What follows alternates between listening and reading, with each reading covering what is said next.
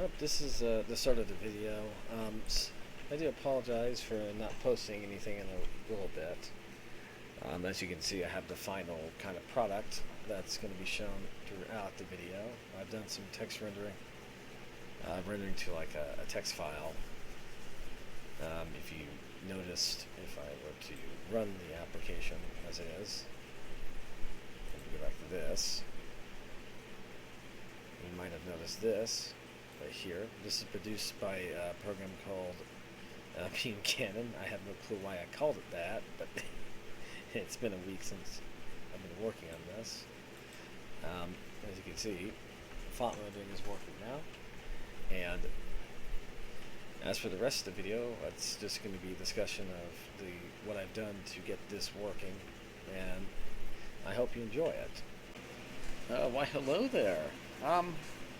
I'm currently working on the adding font rendering to the engine right now. I've kind of decided to split up this update into several sections in the video, just to make things easier and more interesting. Right now, I'm just doing some testing with it. As you can see, I'm just simply printing. I'm initializing the library, creating a new font from this TTF file, which is located here, and right here. And there's a variety of different ones I could play with too, if I wanted to. And I'm just rendering. What I'm doing is going to every character and outputting to this text file through it.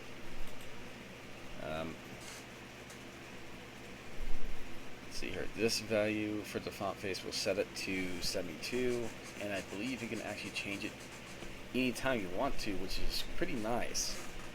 Now, that's one issue I had with TTF for SDLs, that you have to recreate the text, the font again to basically resize it. But with FreeType, you don't need to do that. You can just do it anytime you want to, which is pretty awesome. However, there's a limitation to it, which I'm trying to figure out how to fix. With a TTF, you can render an entire string. Can't talk right now. But with FreeType, you're only limited to like one glyph, which is gonna make things interesting. This means if I want to render a string, I'm gonna have to make a custom routine for that. So I'm probably gonna make a utility app real quick just to see how that will work.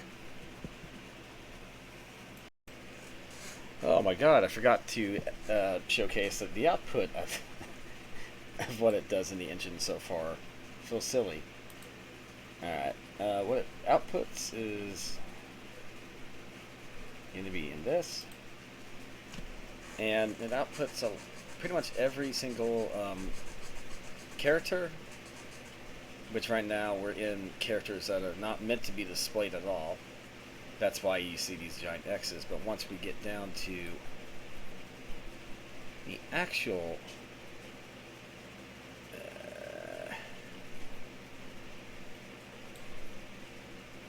characters, it starts looking like actual characters.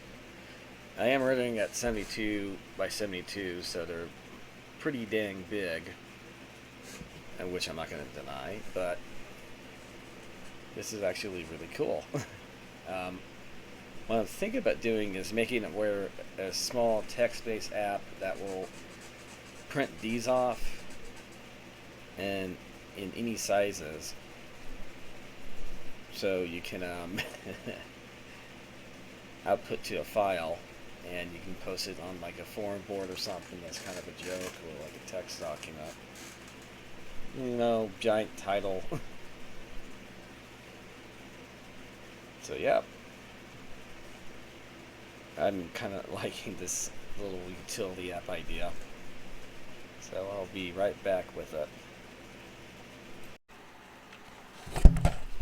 Hello again. It's on my end, it's been like 5 days because I had to go deal with work and that other stuff. I had to go eat a dinner somewhere, so I haven't had time to do any programming at all. But while I was doing that step, I was working on an example to figure out how the font rendering actually works, separated from the engine, so I won't tear up anything. And this is what I got right now. It's basically just, yeah, it's called meme cannon. I don't know. I don't remember why I called it that. That was probably thinking about something funny. Right now, if we run it, it will produce a word. For the most part, there's some issues with it. Like you might have noticed that some stuff is not being rendered in it, and there's like a big, huge gap up here. I'm not trying to subtract because it's about 11 rows that is there. And it's like 5.5 to get it to the right position. So there has to be a way to do this as a standard. Let me go through the code real fast and look at where I'm rendering this. It's just, I don't know. We get the offset.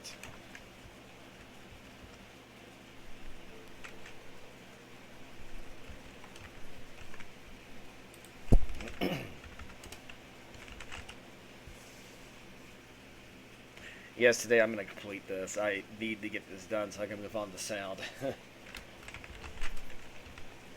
So, yeah. It worked. What did it do? Ooh. Ooh, that works.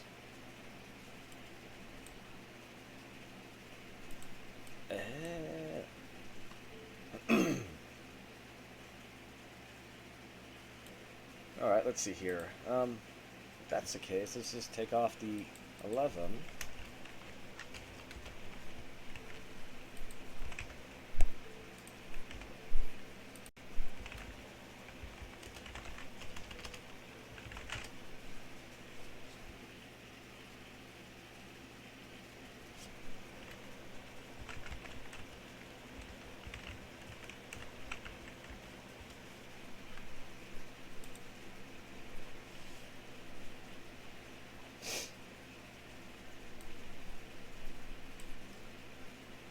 Perfect.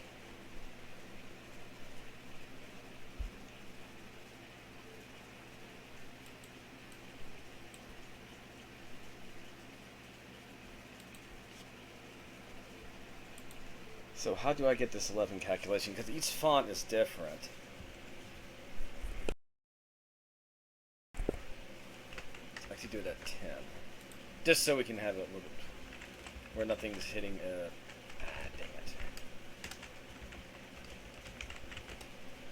Or nothing, it's not touching any of the barriers within the... It's not touching an edge in the buffer that we're trying to render to. So, can't see. That looks good.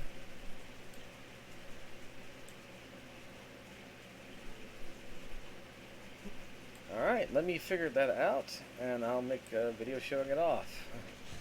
Oh, how the code works. Right now it's stupidly complicated. I need to go through and kind of change it up a bit. Now the cool thing about using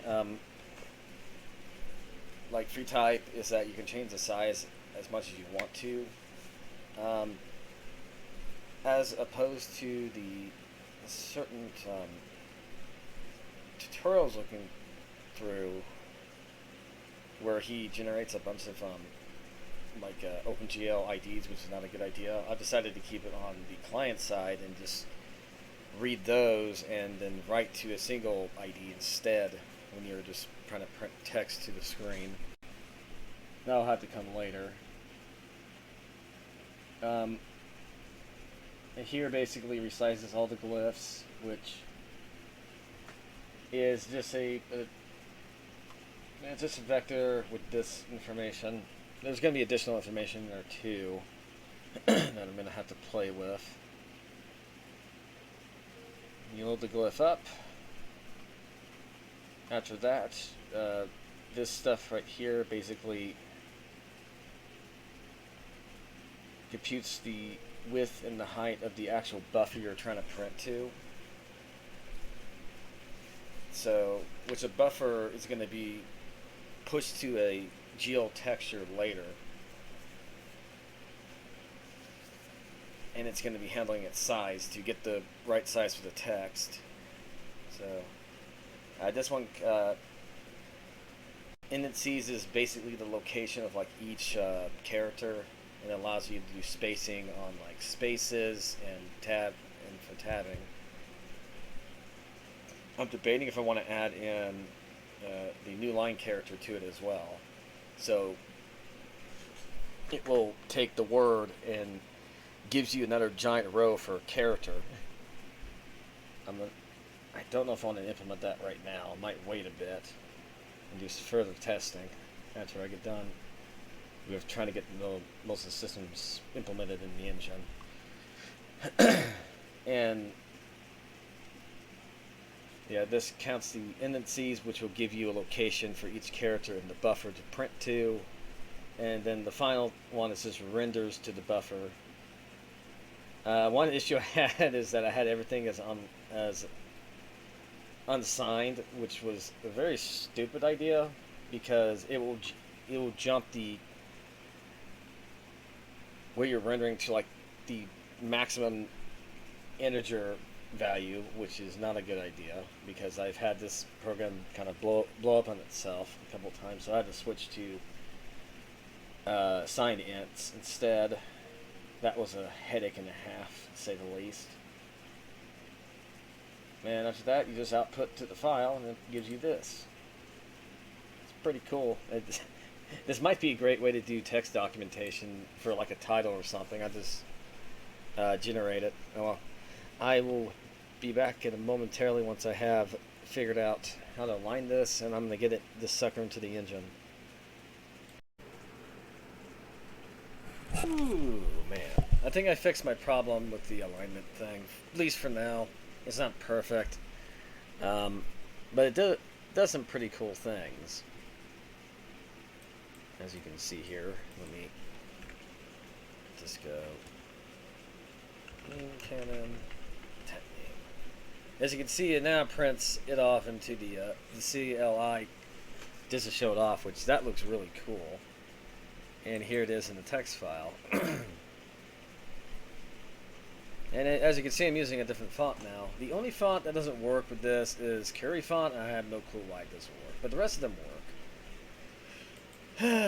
So, time to move on to get this thing rendered in the actual engine, which shouldn't be too hard. I'm going to use the code I've written so far as a reference. So, and I might take this and apply it to something while the engine's starting up, because I like this. This is kind of cool.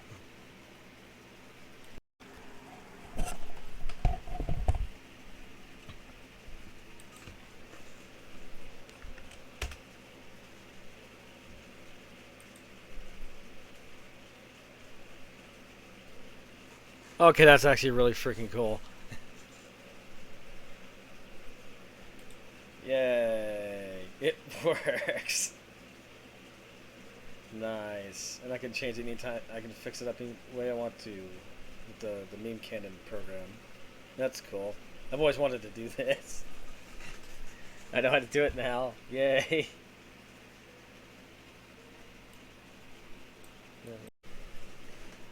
Alright, I am officially done with this font rendering. I am tired.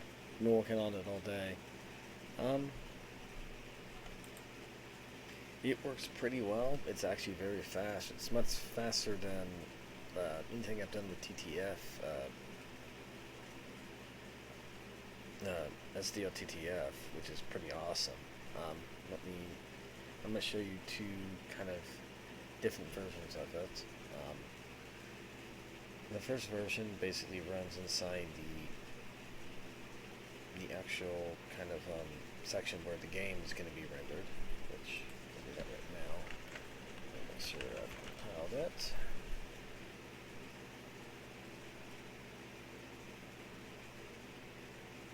Yeah, it's been compiled. Just make sure it's done. And as you can see, it's being rendered. It's fully dynamic, so which is awesome. As you can see, there's no drop frames whatsoever. It just runs as fast as it can. It's because I don't have a bunch of stuff being sent to the video card, which is good. It's what I want from this font renderer. And I'm not wasting a ton of OpenGL IDs, which is a good thing. Now for the other version, let me comment this code out real fast. This one exists outside the game rendering section, so it's not going to be in between start frame and end frame. And I'm going to comment these two out real fast.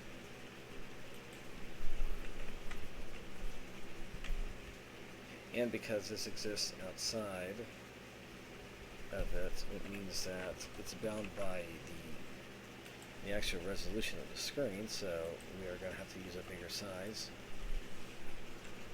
So if I were to compile it right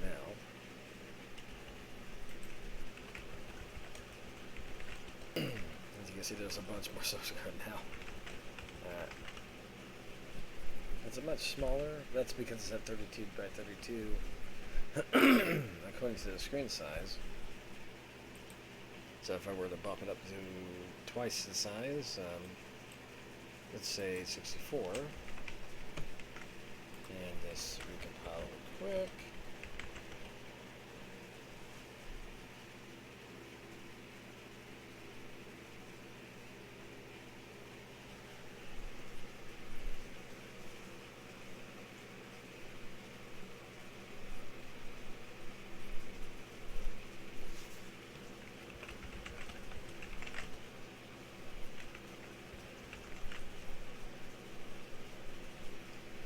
Go. It's much cleaner because it's twice the size, and it does its job.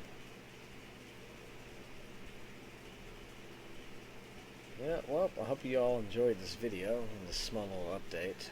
This will be the final, for at least for now, the final edits to the renderer, because it's pretty much all I need for the moment. I'm going to be moving on to the sound API, so look forward to that, and I hope I see you in the next video. Y'all take care, and I'll see you in the next video, hopefully. Y'all take care, everybody.